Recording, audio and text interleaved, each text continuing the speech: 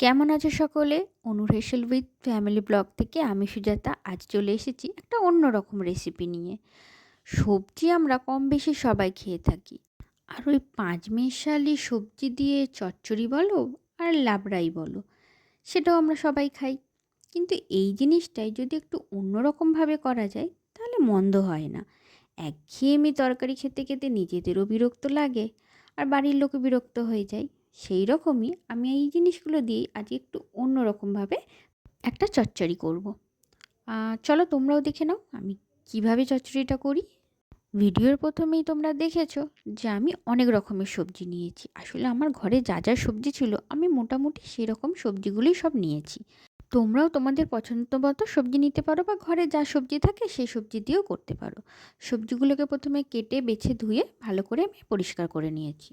এবার কড়াইতে তেল গরম করে একে একে আমি সব সবজিগুলোকে ভেজে নিচ্ছি। একটা একটা করে সবজি ভাজতে জানি একটু বেশি টাইম লাগবে, কিন্তু ওই যে বললাম না যে একই জিনিসের একটু অন্যরকম স্বাদ। একটা একটা করে সবজি ভাজলে তার একটা আলাদা গন্ধ থাকে, তাই একটু একটা একটা করে সবজি ভেজে নিচ্ছি।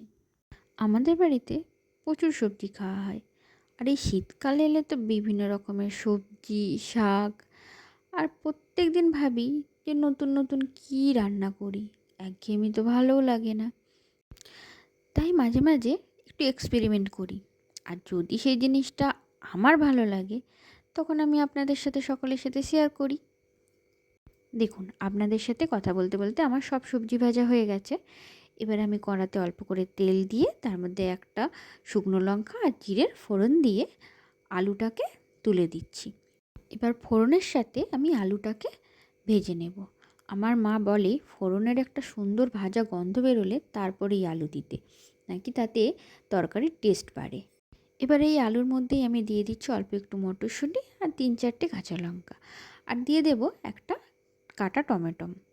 এবার এগুলো একটু নেড়ে চেড়ে আমি এর মধ্যে দিয়ে দেব আদা বাটা, হলুদ গুঁড়ো। এই রান্নাটা কিন্তু আমি আমার মায়ের কাছ দিয়ে শিখেছি, এটা আমার নিজের রান্না নয়, আমার মা বলে বলে দিয়েছে আর আমি করেছি। এবার আমি এর মধ্যে একটু জিরে গুঁড়ো, ধনে গুঁড়ো, সবজি মশলা আর লাল লঙ্কার গুঁড়ো দিয়ে অল্প একটু জল দিয়ে বেশ করে ভালো করে মশলাটাকে আমি কষবো। আর হ্যাঁ, ঝালটা কিন্তু নিজেরা নিজেদের মতো দেবেন, আমরা একটু ঝাল খাই, তাই ঝালটা একটু বেশি করে দিয়েছি। এবার আমি এর মধ্যে দিয়ে দিচ্ছি 3 থেকে 4 চামচ মতো সাদা তিল বাটা। আপনাদেরকে বলছিলাম না যে এই চচ্চড়িটা আমি একটু অন্যরকমভাবে করছি, একদমই তাই। এই চচ্চড়িটা আমি সাদা তিল বাটা দিয়ে করছি। সাদা তিলটাকে প্রথমে আমি হালকা ভেজে নিয়ে তারপর একটু বেটে নিয়েছি। এবার এই তিল বাটা আর মশলাগুলো আলুর সাথে ভালো করে কষিয়ে নিতে হবে। তারপরে ভেজে রাখা সবজিগুলো দিয়ে একটু নেড়ে এর মধ্যে আমি দিয়ে দিয়েছি 1 মুঠো মুগ কড়াই আর একটু ছোলা।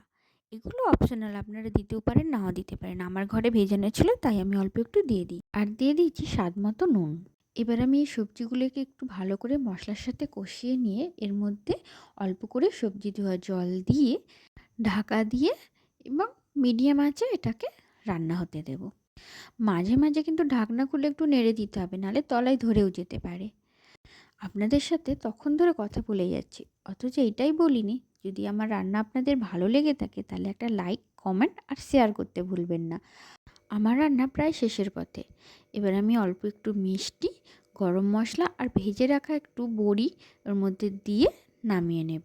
আর এই রকমের নতুন নতুন কিছু রান্না যদি আপনারা আরও দেখতে চান তাহলে আমার চ্যানেলটা সাবস্ক্রাইব করে পাশের বেল আইকনটা প্রেস করে দেবেন।